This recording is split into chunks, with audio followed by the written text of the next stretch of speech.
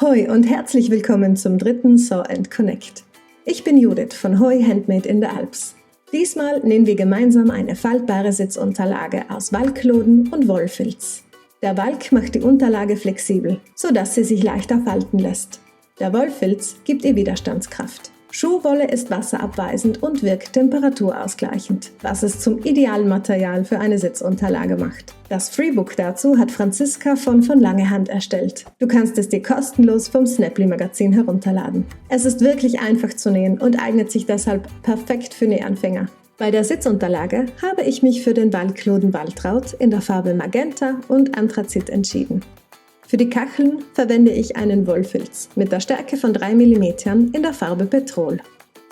Als Eyecatcher nähe ich auf eine der Kacheln ein Label aus Releda.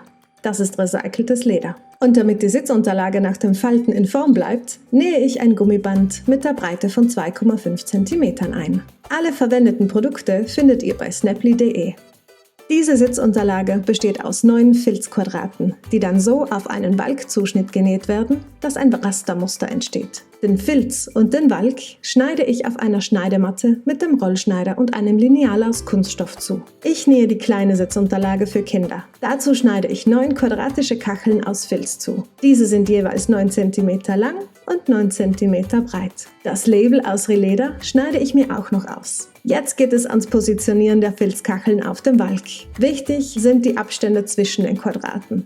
Sie müssen mindestens so breit sein wie die Dicke vom Walk und Filz gemeinsam. Hinzu kommen noch 2 mm Spielraum. Mein Filz ist 3 mm stark und der Walk 2 mm. Das heißt, ich brauche mindestens 5 mm Abstand plus 2 mm Spielraum. Ich lege die Quadrate also mit 7 mm Abstand voneinander auf den Walkloden auf. Dabei orientiere ich mich an der oberen Kante des Walks. Damit mir beim Nähen später nichts verrutscht, klebe ich alle Teile bis auf das letzte mit einem auswaschbaren Kleber auf. Auf dem letzten Quadrat klebe ich das Label auf. Das Gummiband schneide ich 32 cm lang zu, falte es an den kurzen Kanten und klebe es zwischen die oberste rechte Kachel und den Walk. Zum Schluss schneide ich noch grob den Walk zu.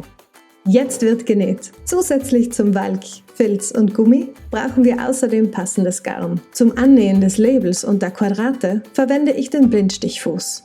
Der hilft mir dabei, immer denselben Abstand zu den Kanten einzuhalten. Als erstes nähe ich das Label auf. Dabei verwende ich einen 4 mm breiten Geradstich. Vergiss nicht, die Nadelposition entsprechend einzustellen, wenn du mit dem Blindstichfuß nähst. Die Einstellungen teste ich immer im Vorfeld mit den Resten vom Zuschnitt. Ich nähe hier besonders langsam und lasse die Nadel bei den Ecken immer im Stoff stecken. Am Ende bringst du alle Fäden auf die linke Seite und verknotest sie dort. Jetzt klebe ich auch noch das letzte Quadrat auf. Weiter geht es mit dem Aufnähen der Quadrate. Hier verwende ich wieder einen Geradstich mit einer Breite von 5 mm. Nahtbeginn und Nahtende müssen immer verriegelt werden. Wenn ich bei einer Ecke angekommen bin, lasse ich die Nadel wieder im Stoff stecken und drehe dann den Stoff. Genau an der Stelle, wo das Gummi zwischen den Stofflagen liegt, verwende ich für diese kurze Strecke den Dreifach-Geradstich, um das Ausreißen des Gummis zu verhindern.